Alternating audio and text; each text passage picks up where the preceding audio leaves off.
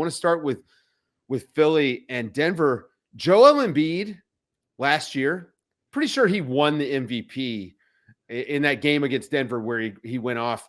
Mo, it felt like he was kind of trying to prove a point last night. It was second night of a back-to-back, and he was absurd. I mean, no, it's just Joel bum hunting Embiid, right? Like that's the moniker I think some have given him.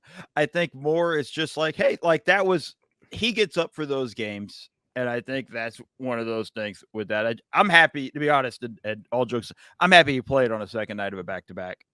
Like, I think that was kind of important in that regard. I mean, we're beginning to kind of see him wear down a little bit injury-wise. But, like, when you just see him on the court and what he's doing, he tortured Aaron Gordon last night. You know, the Nuggets did the game plan. Let's hide Jokic. Let's put our best defender, Aaron Gordon, on Embiid, which I agree with is a good plan. And he was just like, yeah, it didn't matter. He dropped 40. He had, I think, 10 assists, 7 rebounds. Like he was just impressive in everything that he did in that game and was really a dominant force. I sort of felt like this was one of those, it's like a preseason game where you don't want to put your real stuff on tape. I felt like there was a little bit of that from both sides. And Stan Van Gundy was talking about it during the broadcast as well, in terms of I think both defenses are out of sorts because they're trying this other stuff. Maybe they should get back to their more standard schemes. And you know, I never have a problem with teams, especially good teams, trying stuff in the regular season to see what it works. I'm not sure how valuable hiding stuff is, but trying stuff is certainly good. Yeah, I don't even know how much you could. I mean, there's not much you could do. I thought Joel down the stretch, the stuff he was just doing in isolation. I mean, the one foul that he picked up on Aaron Gordon, yes, ticky-tack foul, but he worked to get in that position to get that and one. So I'm not sure that there was much of an adjustment you could have made aside from maybe being more aggressive, trapping him as soon as he got the ball. But his passing, Mo, has just been so good this year. It's not a solution anymore. Well, it's just hard to, right? Like in the past, if you sent a double, it was like, okay, we're probably going to get 50-50 going to get a turnover out of this, right? And, you know, his turnover numbers are still fairly high last I looked, but his assist numbers are up so high. I think it's one of those things you're watching and you're saying, okay, it's good. I want to go back to Seth's point, though, about hiding things. Because I see this, like when I wrote about the Celtics' zone defense the other day, and people are like, oh, they're hiding. They're saving it for the playoffs.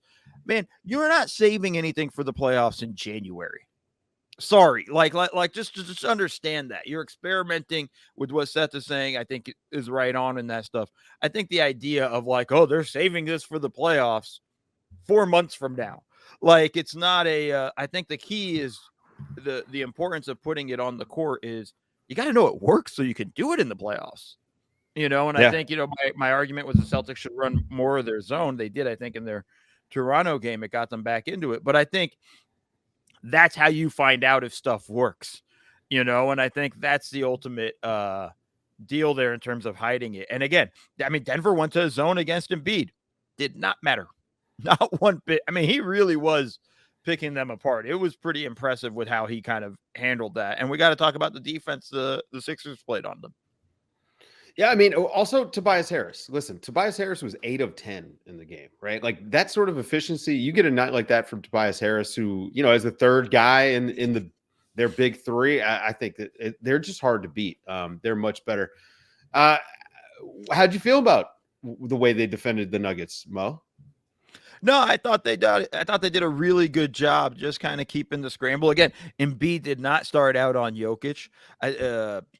And I think that was an interesting one as well. I would have wanted to see him on there, but they had a mixture of Batum and Harris kind of trading time with Jokic to start the game. And I think that was interesting with all they had going. But I think, you know, the big thing was down the stretch. I think they did a good job locking up Jamal Murray. I mean, he really didn't have much of a factor towards the end of the game. You guys, you got anything else on that game, Seth? No, I just this is a situation that we've seen with like the best players in the league is sometimes you just tip your hat. I think like if I'm the Nuggets, I'm looking back at that defensively. I'm not happy sending Embiid to the line 15 times. he only took he didn't take a ton of shots in the paint or at the rim. They made him take a lot of jump shots, and he made a lot of jump shots. And now you probably can't let him score 40 and get 10 assists against you. So there's some things to take away and some things that you just, all right, that's one of the best players in the league. Had a great game, and sometimes that just happens to you. Yeah. Clippers. You got one more, Mo? Or Well, I was just gonna say it's not just that, but like you can't let Maxey go off then, and you can't let Harris go off. Right. Like that, you can't. If you're gonna say, okay, we're gonna give up these jump shots for an Embiid, and if he makes them, and we'll live with it. That's fine. The idea of that is then we're stopping the other guys, and if you're not stopping the other guys, then you're kind of screwed.